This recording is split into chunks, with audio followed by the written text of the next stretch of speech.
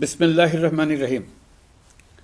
প্রিয় দেশবাসী, শিশু, কিশোর কিশোরী, তরুণ তরুণী, ছাত্রছাত্রী, বয়স্ক, বৃদ্ধ, নারী পুরুষ সবাইকে জানাই আমার সালাম। আসসালামু আলাইকুম। আজ 25শে মার্চ, মানব সভ্যতার ইতিহাসে কলঙ্কিত এক হত্যাযজ্ঞের দিন। 1971 সালের আজকের রাতে পাক হানাদার বাহিনী নিরপরাধ, নিরস্ত্র, ঘুমন্ত বাঙালির উপর নির্মমভাবে গুলি চালিয়ে হাজারো মানুষকে হত্যা করেছিল। 25শে মার্চ থেকেই এদেশের মানুষের সশস্ত্র প্রতিরোধ গড়ে তুলেছিল। 9 মাসের যুদ্ধের মধ্য দিয়ে স্বাধীন হয় বাংলাদেশ।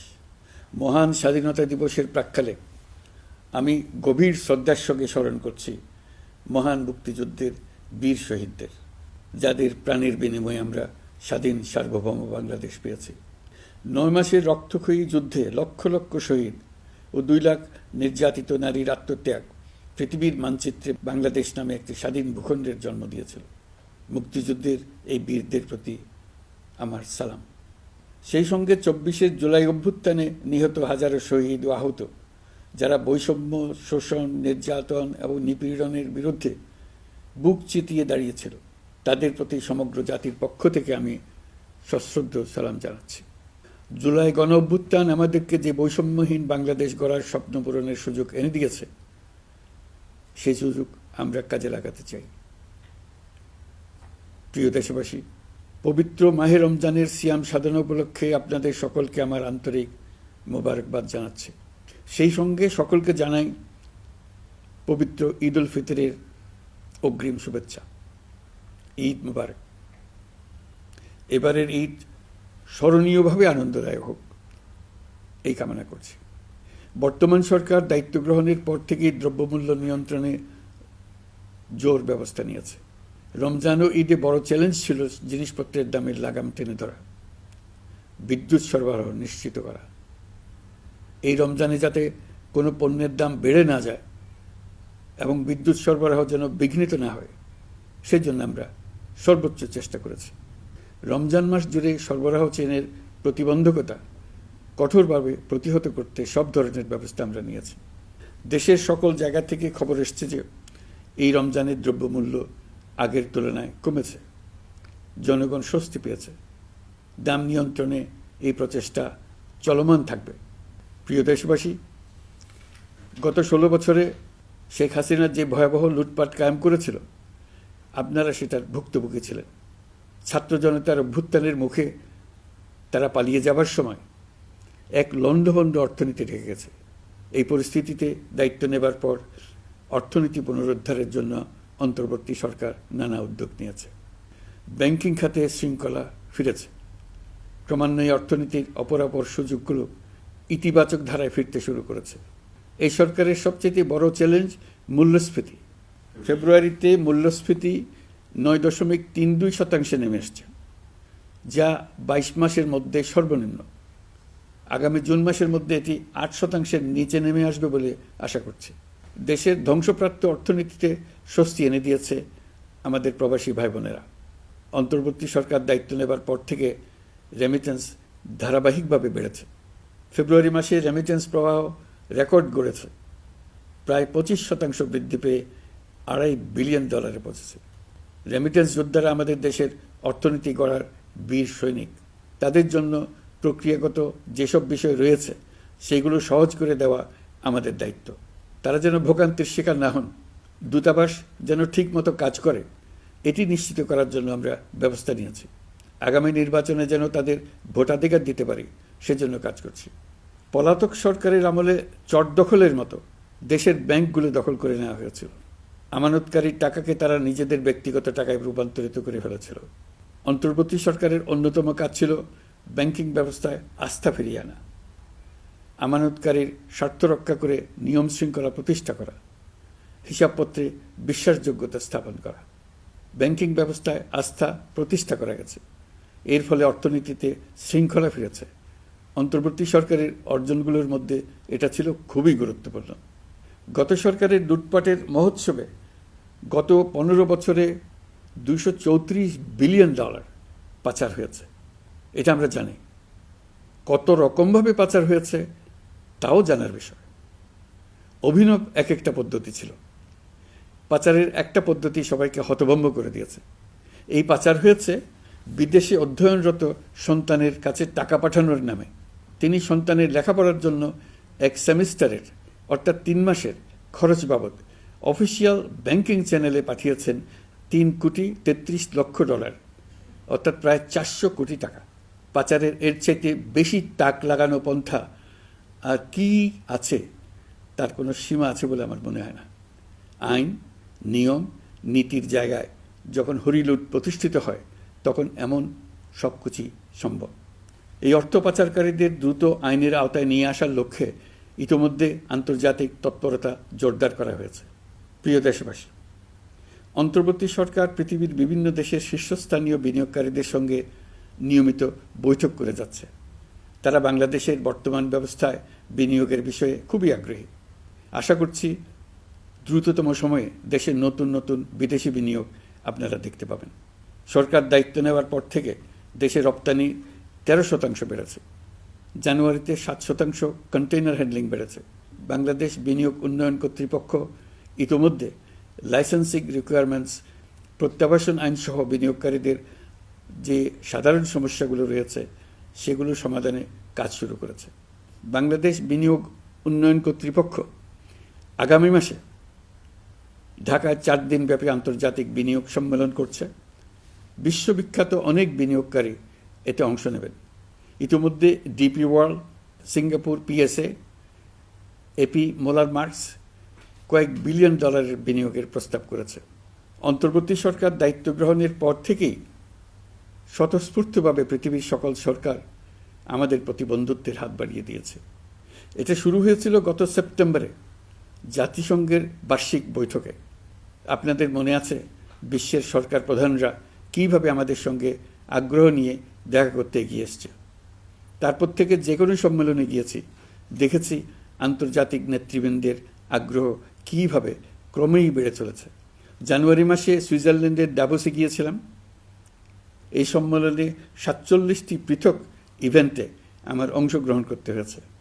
বিভিন্ন দেশের সরকার প্রধান, মন্ত্রী, বিশ্ব বাণিজ্যের নায়করা, জাতিসংঘের মহাসচিব, জাতিসংঘের বিভিন্ন সংস্থার প্রধানদের সঙ্গে বৈঠক করেছে। তারা আমাদের পাশে থাকার জন্য আন্তরিক আগ্রহ প্রকাশ করেছেন। সম্প্রতি আমি সংযুক্ত আরব আমিরাতে গিয়েছিলাম। তারা বিগত সরকারের সময় আমাদের ভিসা বন্ধ করে দিয়েছিল।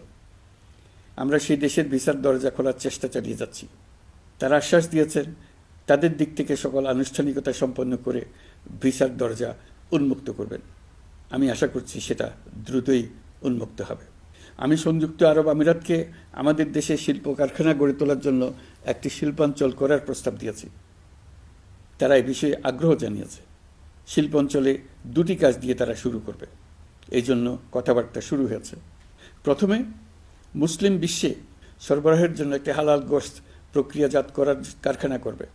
এরপর মৎস্য প্রক্রিয়াজাতকরণের জন্য কারখানা স্থাপন করবে। তারা আমাদের নতুন সামুদ্রিক বন্দর পরিচালনা করার জন্যও আগ্রহ জানিয়েছে। প্রিয় দেশবাসী, বিশ্ব মানচিত্রে বাংলাদেশকে অনন্য উচ্চতায় নিয়ে যাওয়া আমাদের অন্যতম লক্ষ্য। এই লক্ষ্যে আমরা আসিয়ানের সদস্য হিসেবে যোগদান করার বিষয়ে আগ্রহের কথা জানিয়েছি। এই বছরের শুরু থেকেই মালয়েশিয়া আসিয়ানের চেয়ারম্যানের দায়িত্ব গ্রহণ করেছে। মালয়েশিয়ার মাননীয় প্রধানমন্ত্রী আনোয়ার ইব্রাহিমের সঙ্গে এই বিষয়ে কথা হয়েছে। তিনি আমাদের আবেদনের প্রতি সমর্থন জানিয়েছেন, আমাকে মালয়েশিয়া সফরের আমন্ত্রণ জানিয়েছেন। আমি এই আমন্ত্রণ গ্রহণ করেছি। মালয়েশিয়া রোহিঙ্গা সমস্যা সমাধানের জন্য জাতিসংঘের সম্মেলন আয়োজনের দায়িত্ব নিয়েছে। আমাদের দেশ থেকে শ্রমিক নিয়ে যাবার ব্যাপারে যে সমস্ত সমস্যার সৃষ্টি হয়েছিল সবগুলো সমাধানের জন্য আন্তরিকভাবে তারা কাজ করছে। আগামীকাল 4 দিনের সফরে আমি চীন যাচ্ছি। প্রেসিডেন্ট শি জিনপিংয়ের সঙ্গে আমার বৈঠক হবে। চীনের বড় বড় ব্যবসায়িক প্রতিষ্ঠানের সিইওদের সঙ্গেও বৈঠক করব। পৃথিবীর সর্ববৃহৎ চাইনিজ সোলার প্যানেল নির্মাতা প্রতিষ্ঠান লংজি বাংলাদেশে কারখানা স্থাপনের আগ্রহ জানিয়েছে। আমরা তাদের সঙ্গে কাজ করছি। এছাড়া প্রযুক্তিগত সহায়তা, মেডিকেল সহায়তা, স্বল্প মূল্যে চিকিৎসা সহ অন্যান্য বিষয়ে আলোচনা হবে। তারা আমাদের দেশ থেকে আম, কাঁঠাল ও পেয়ারা আমদানি করতে চায়। এটা খুব দ্রুতই শুরু হবে। এই সফরের মধ্য দিয়ে আমাদের দু দেশের সম্পর্ক ঘনিষ্ঠতর হবে। আমি বরাবরই বলে এসেছি, আমরা মহা সৌভাগ্যবান এক জাতি। পৃথিবীর মানচিত্রে আমাদের অবস্থানের কারণে বাংলাদেশ, ভারত, নেপাল ও ভুটান, দক্ষিণ এশিয়ার এই 4টি দেশ মিলে একটি যৌথ অর্থনীতি গড়ে তুলতে পারলে 4 দেশই লাভবান হবে। নেপাল ও ভুটান আমাদের জলবিদ্যুৎ দিতে অত্যন্ত আগ্রহী, আমরাও নিতে আগ্রহী। বাংলাদেশের শিল্পাঞ্চল গড়ে তুলতে এর কোনো বিকল্প নেই। আমাদের রয়েছে এক বিস্তীর্ণ মহাসাগর। ভৌগোলিক অবস্থানগত কারণে আমাদের সামনে বিরাট অর্থনৈতিক সুযোগ এনে দিয়েছে। কুমিরা থেকে টেকনাফ পর্যন্ত দীর্ঘ উপকূলভূমি। এই দীর্ঘ উপকূল জুড়ে বিরামহীনভাবে অনেকগুলি আধুনিক প্রযুক্তি সমৃদ্ধ আন্তর্জাতিক মানের সমুদ্র বন্দর, শিল্প কারখানা, রপ্তানি প্রক্রিয়াজাতকরণ এলাকা স্থাপন করা গেলে পুরো অর্থনৈতিক অঞ্চলের ভবিষ্যৎ দ্রুত পরিবর্তন সম্ভব। নেপাল থেকে জলবিদ্যুৎ আনতে পারলে জীবাশ্ম জ্বালানির উপর আমাদের নির্ভরশীলতা কমবে। বর্তমানে বিশ্ববাসী পরিবেশ রক্ষায় সচেতন, তারা এটাকেই সর্বোচ্চ অগ্রাধিকার দিচ্ছে। জীবাশ্ম জ্বালানির উপর নির্ভরশীলতা কমিয়ে পরিবেশ বান্ধব বিকল্প পাওয়া গেলে বিদেশি বিনিয়োগকারীদের আরও বেশি মনোযোগ আকর্ষণ করা যাবে। দেশের ক্রমবর্ধমান বিদ্যুৎ চাহিদার পরিপ্রেক্ষিতে রূপপুর পারমাণবিক বিদ্যুৎ কেন্দ্রের কাজ যথাসময়ে শেষ করার বেশি আমরা জোর দিয়েছি।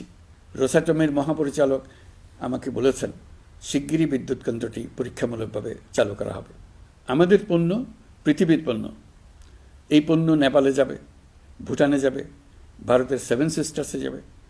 প্রতিবেশীদের পণ্য আমাদের এখানে আসবে, সারা পৃথিবীর কাছে পৌঁছে যাবে।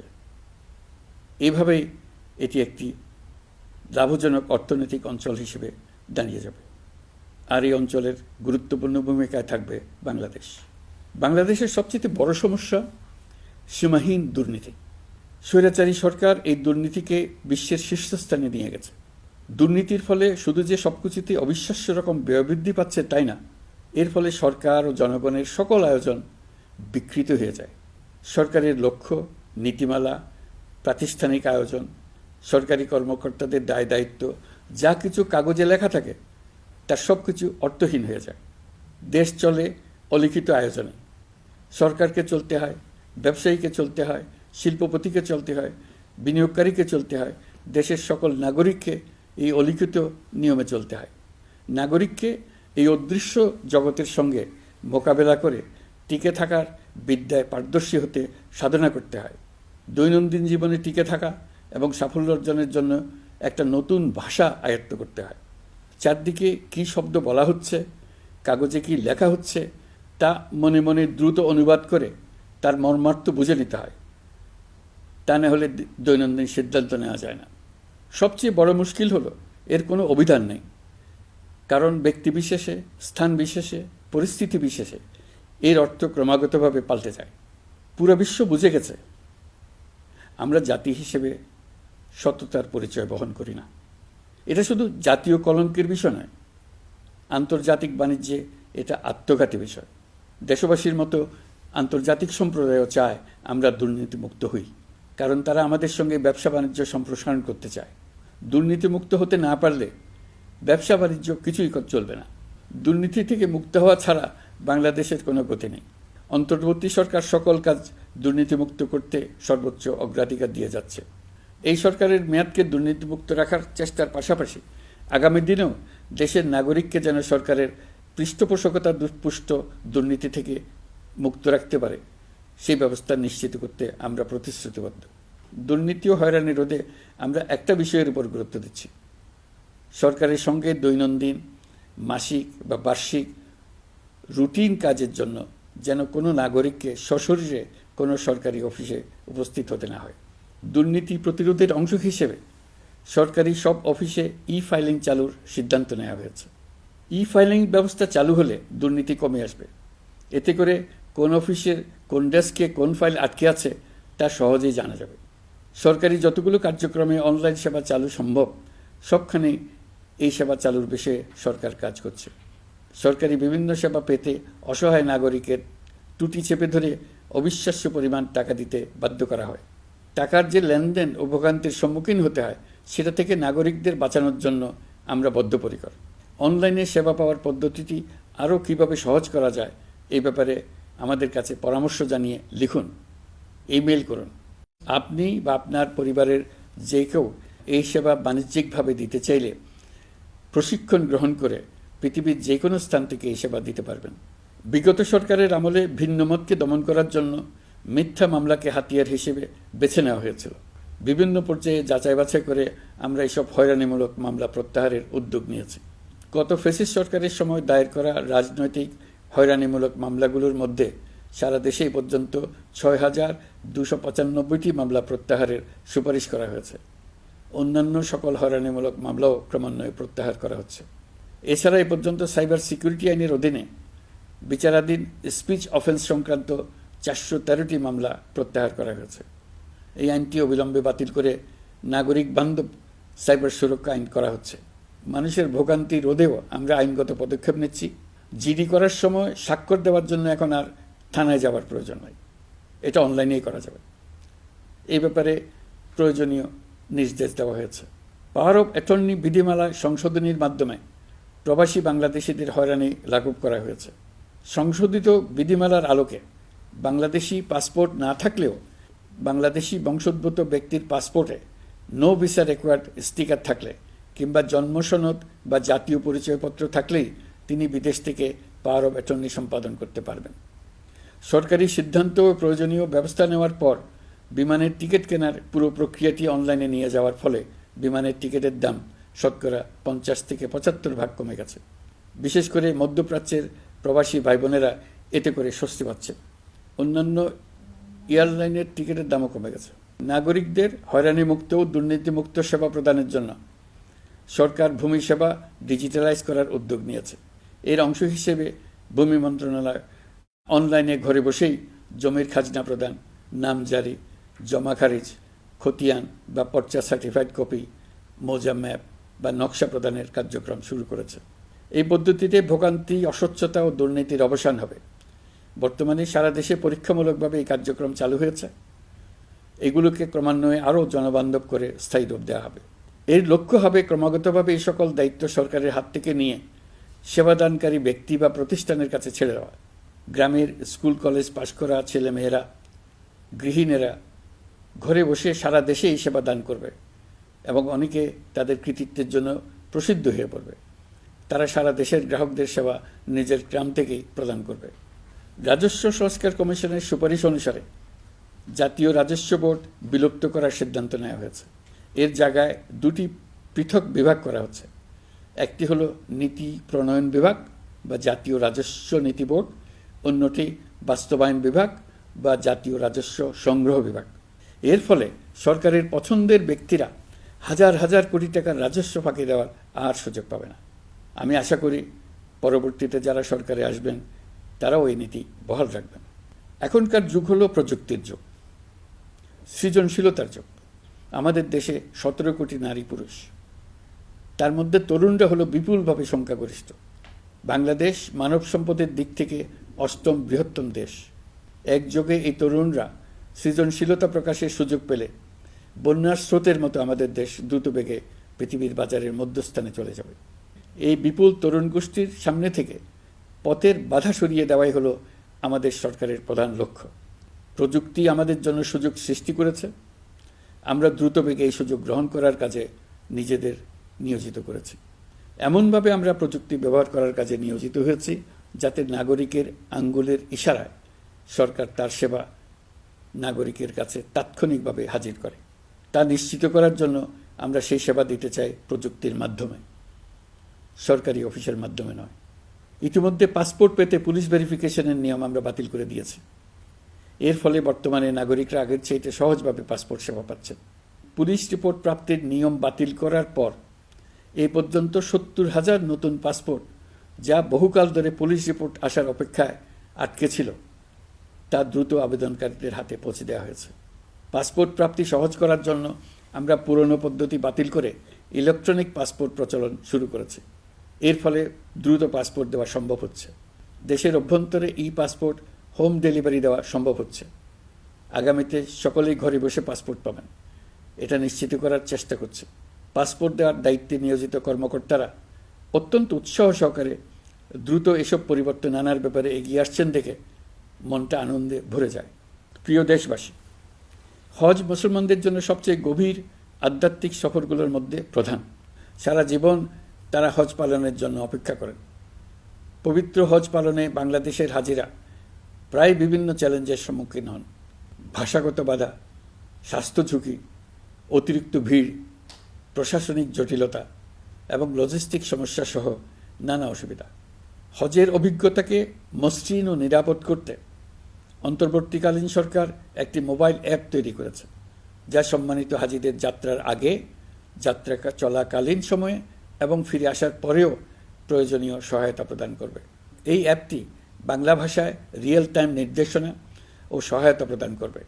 সরকার সমর্থিত বিশেষ ডেবিট কার্ডের মাধ্যমে বিদেশের স্থানীয় মুদ্রায় আর্থিক লেনদেন নিশ্চিত করবে। লাগেজ যাতে হারিয়ে না যায় তার জন্য লাগেজ ট্র্যাকিংয়ের ব্যবস্থা থাকবে। মোবাইল ফোনের মাধ্যমে হজযাত্রীরা প্রত্যেক দিন ওই দিনের করণীয় ও যাতায়াতের বিস্তারিত বিবরণ জানতে পারবেন।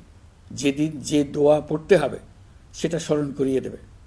যেসব পবিত্র স্থানে যাবেন সেসবের ছবি সহ ইতিহাস বর্ণনা করবে।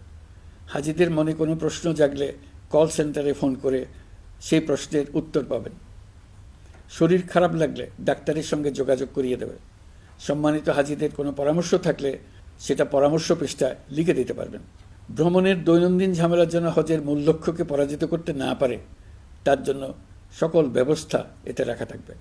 প্রিয় দেশবাসী, আপনারা শুনেছেন আমি স্টারলিংকের প্রতিষ্ঠাতা এবং বিশ্বের শীর্ষ ধনকুবের স্পেস এক্স ও টেসলার মালিক এলন মাস্কের সঙ্গে ফোনে আলাপ করে বাংলাদেশে স্টারলিংকের কার্যক্রম শুরু করার আহ্বান জানিয়েছি।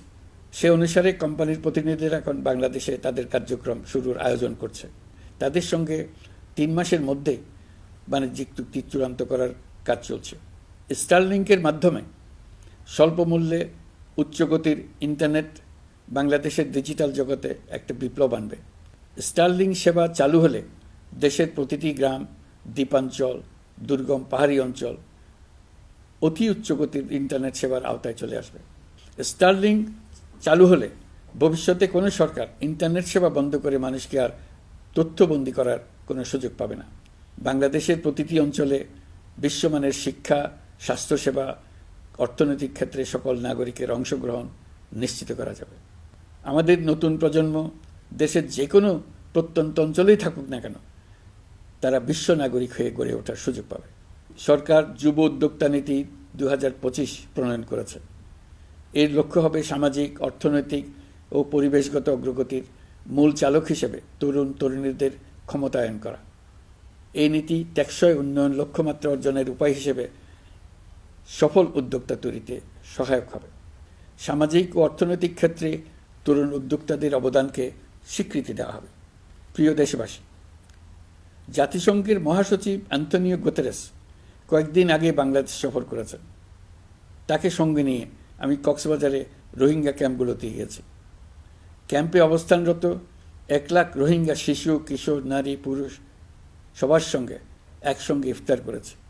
আমাদের প্রস্তাবে সম্মতি জানিয়ে আগামী সেপ্টেম্বর মাসে জাতিসংঘের সাধারণ অধিবেশনে রোহিঙ্গা সংকট নিয়ে একটি পৃথক অধিবেশন আয়োজন করার প্রস্তুতি নিচ্ছে। মালয়েশিয়া ও ফিনল্যান্ড যৌথভাবে এই সম্মেলনের আয়োজক হতে এগিয়ে এসছে। এর পাশাপাশি অস্ট্রেলিয়ার সাবেক ভারপ্রাপ্ত প্রধানমন্ত্রী জুলি বিশপকে আমি এই গুরুত্বপূর্ণ সভায় মুখ্য ভূমিকা পালনের জন্য আহ্বান জানিয়েছি। তিনি আমার প্রস্তাব গ্রহণ করেছেন। জাতিসংঘের মহাসচিব বাংলাদেশ সফরে এসে জাতীয় ঐকমত্য কমিশনের সদস্য, রাজনৈতিক দলের নেতৃবৃন্দ ও তরুণদের সঙ্গে পৃথকভাবে বৈঠক করেছেন।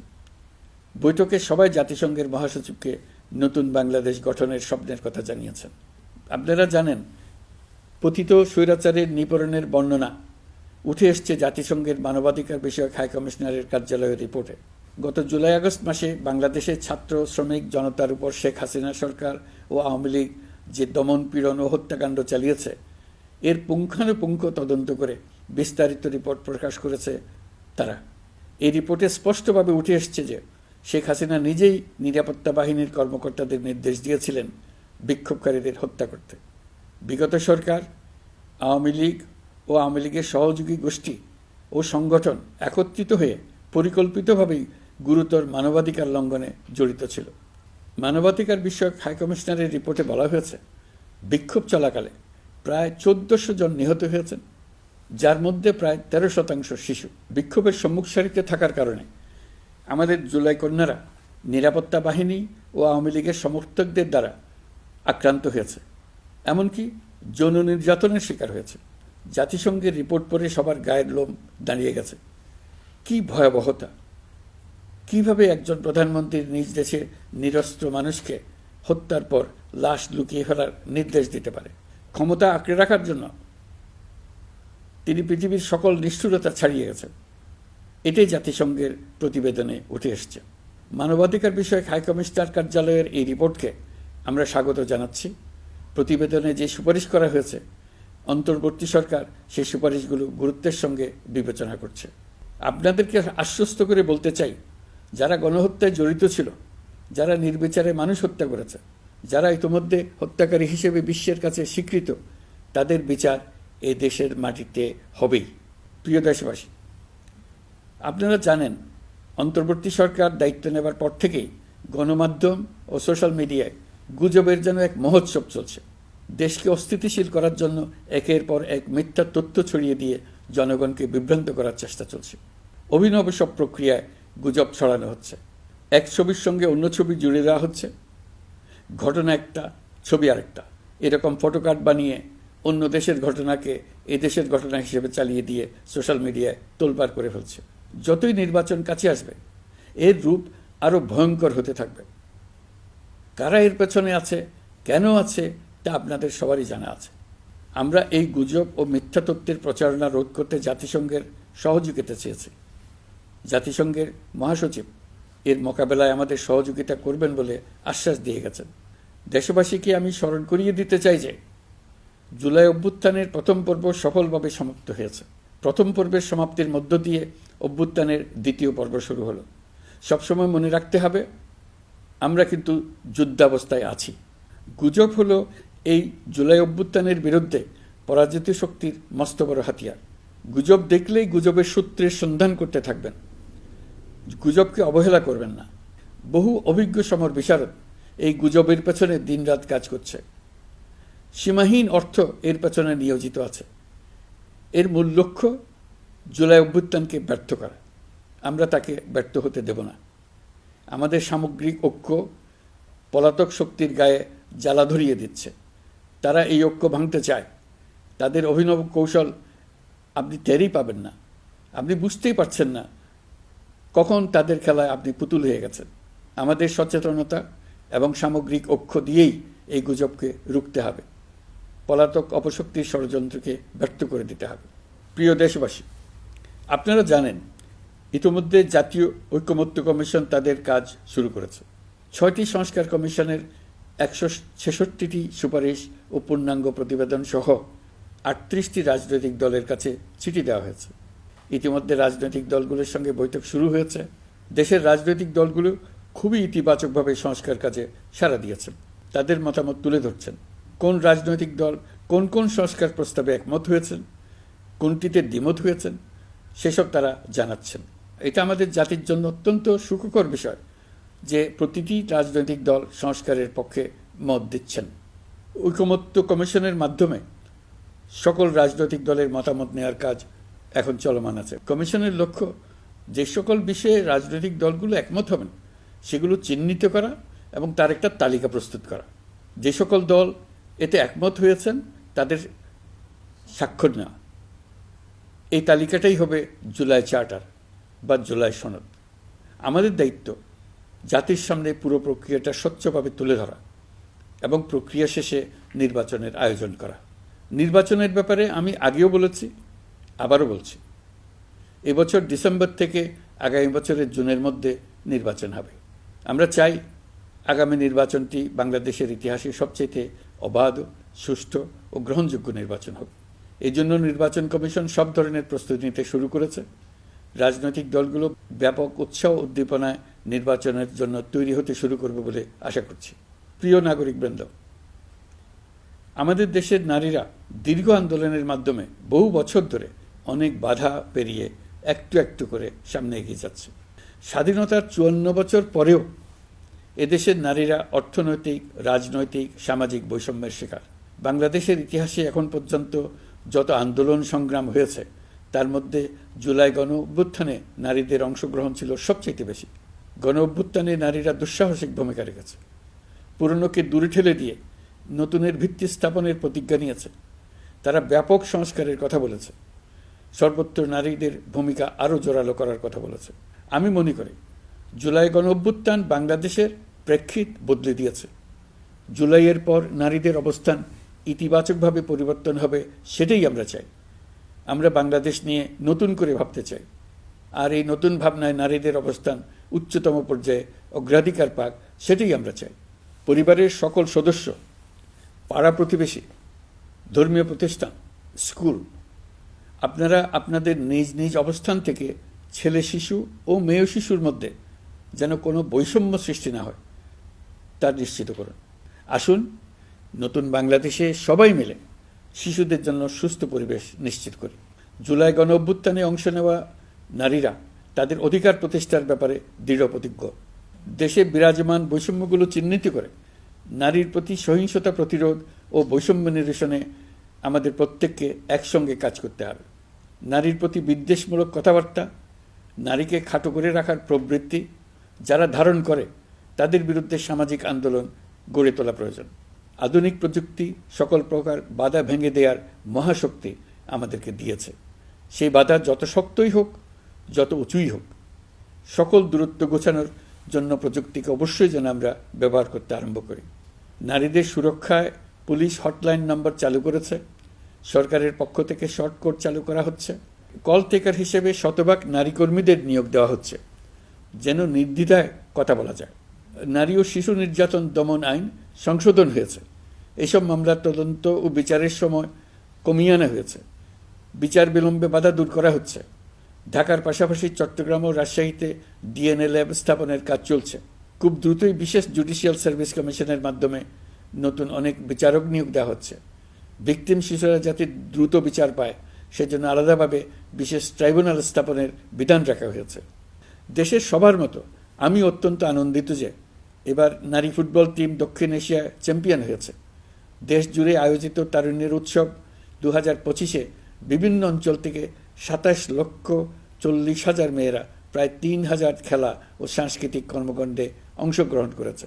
উৎসবে দেশের সুবিধাবঞ্চিত ও সুবিধাপ্রাপ্ত অঞ্চল, প্রান্তিক জনগোষ্ঠী এবং 21টি নৃগোষ্ঠীর তরুণ তরুণী সহ সকলের সার্বজনীন অংশগ্রহণ ছিল। এই উৎসবের অন্যতম লক্ষ্য ছিল তরুণদের মধ্যে ঐক্য গড়ে তোলা, সহযোগিতার নীতি প্রচার এবং তাদেরকে উদ্যোক্তা হিসেবে গড়ে তোলা, যাতে করে তারা আত্মনির্ভর হতে পারে, দেশের সম্পদ হিসেবে গড়ে উঠতে পারে। আমরা তারুণ্যের এই উৎসব সারা বছর জুড়ে উদযাপন করার ঘোষণা দিয়েছি। এই উৎসবে আমরা গ্রাম, উপজেলা, শহর, বন্দর সকল এলাকার আবাল বৃদ্ধ বনিতাকে এবং স্কুল, কলেজ, মাদ্রাসার সরকারি বেসরকারি সকল প্রতিষ্ঠানের সবাইকে নানা প্রকারের সৃজনশীল কর্মসূচি নিয়ে এগিয়ে আসার জন্য আমি অনুরোধ জানাচ্ছি। প্রতিটি এলাকায় এই উৎসবে যোগদান করতে মেয়েদের যেন বিশেষভাবে উৎসাহিত করা যায় সেজন্য সকলকে আহ্বান জানাচ্ছি। কোথায় এটা কিভাবে উদযাপিত হচ্ছে সেই ব্যাপারে জানার জন্য আমি আগ্রহ নিয়ে অপেক্ষা করলাম। বিভিন্ন পর্যায়ে দেশের সেরা গ্রাম, সেরা উপজেলা, সেরা শহর, সেরা প্রতিষ্ঠান, সেরা ব্যক্তিকে পুরস্কার দেওয়ার জন্য আমরা প্রস্তুত থাকব। নারী অধিকারের পাশাপাশি একই রকম গুরুত্বের সঙ্গে মনে রাখতে হবে সংখ্যালঘুদের নাগরিক অধিকার, সমতল ও পাহাড়ের জাতিগোষ্ঠীর নাগরিক অধিকার। কারো কোনো নাগরিক অধিকারকে অবহেলা করলেই এই জাতির জন্য মহা সংকট সৃষ্টি হবে। নাগরিক হিসেবে আমরা কেউ যেন অন্য নাগরিকের অধিকার হরণের দায়ে অভিযুক্ত হতে না পারি, সেই ব্যাপারে আমাদের নিশ্চিত থাকতে হবে। তাহলেই সত্যিকার নতুন বাংলাদেশ জন্ম লাভ করবে। সবাইকে আবারও আমার সালাম জানিয়ে আমার বক্তব্য শেষ করছি। আসসালামু আলাইকুম। সবাইকে স্বাধীনতা দিবসের অভিনন্দন জানাচ্ছি। পবিত্র মাহে রমজানে মহান আল্লাহর অশেষ মেহেরবানি আমাদের উপরে বর্ষিত হোক। এবারের শবে কদরের পবিত্র রজনীতে মহান আল্লাহ যেন তাঁর সকল বান্দার মোনাজাত কবুল করেন তা প্রার্থনা করছি। একই সঙ্গে পবিত্র ঈদে সকলকে জানাই ঈদ মোবারক। ঈদে পরিবার পরিজন নিয়ে নির্বিঘ্নে ও আনন্দ সহকারে নিজ নিজ বাড়ি যাবেন, আত্মীয় স্বজনের কবর জিয়ারত করবেন, গরিব পরিবারের খোঁজ খবর নেবেন, তাদের ভবিষ্যৎ ভালো করার জন্য চিন্তাভাবনা করবেন, আপনার সন্তানদের সঙ্গে তাদের পরিচয় করিয়ে দেবেন, এই কামনা করছি। ঈদের জামাতে দলমত নির্বিশেষে সবাই যেন পরাজিত শক্তির সকল প্ররোচনা সত্ত্বেও সুদৃঢ়ভাবে ঐক্যবদ্ধ থাকেন, সেজন্য আল্লাহর কাছে মোনাজাত করবেন, এই আহ্বান জানাচ্ছি। সকলের জীবন সার্থক হোক, আনন্দময় হোক। মহান আল্লাহ আমাদের সহায় হন। আল্লাহ হাফেজ।